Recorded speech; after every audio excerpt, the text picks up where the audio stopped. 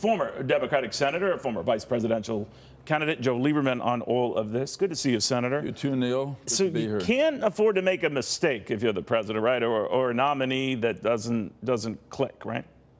Yeah, right. You know, in this kind of circumstance where there's a lot on the line, we say that in America nobody is above the law, and what we really mean is nobody is above the law as interpreted by the Supreme Court. So this opening on the court is really important to our future.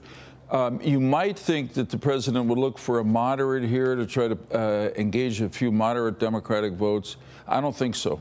I think he made a commitment during the campaign. He's going to take his nominee off the list provided by the Federalist Society or the Heritage Foundation, and it's going to be a real conservative.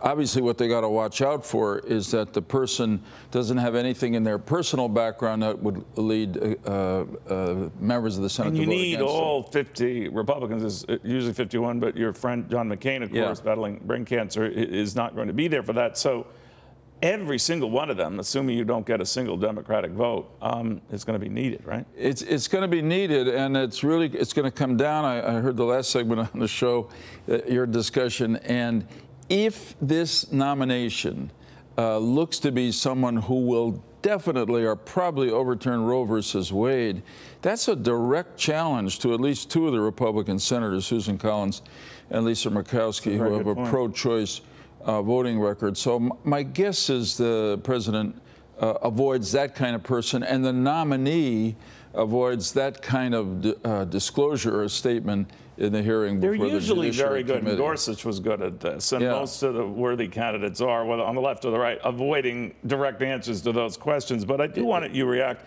Dianne Feinstein is out with a statement saying that we're now 4 months away from an election to determine the party that will control the Senate.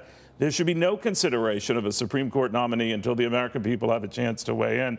Now, of course, she said just the opposite when Barack Obama was considering a replacement that was put off by Mitch McConnell at the time for the presidential election. But what do you make of that?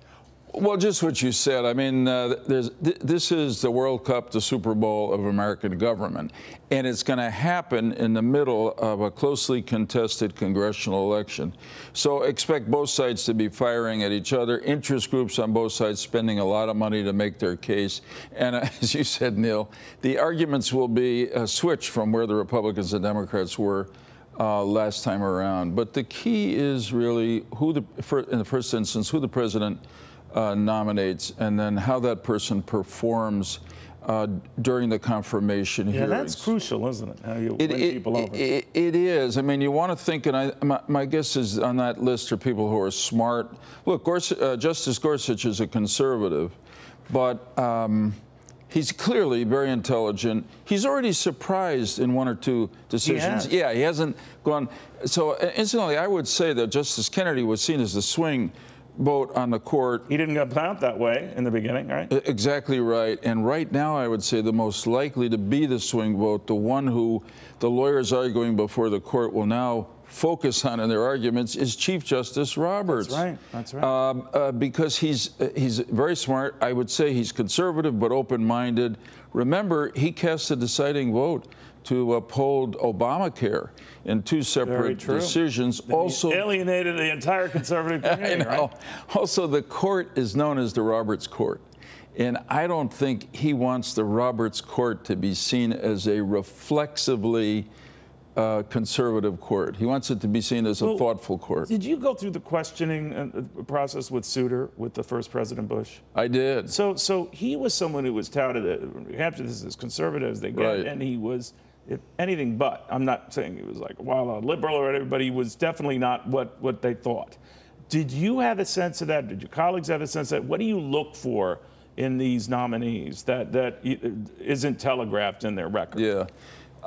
You never know. I mean, really, somebody said to me at one point, maybe I said it to myself, the last Supreme Court nominee who really let it all out there and said exactly what he believed was my former law school professor, the late Robert Bork. And you know what happened to him? Absolutely. He because he was so direct and so confrontationally didn't get nominated. Justice Souter, I actually happen to have known because he had been Attorney General of New Hampshire. I was Attorney General of Connecticut.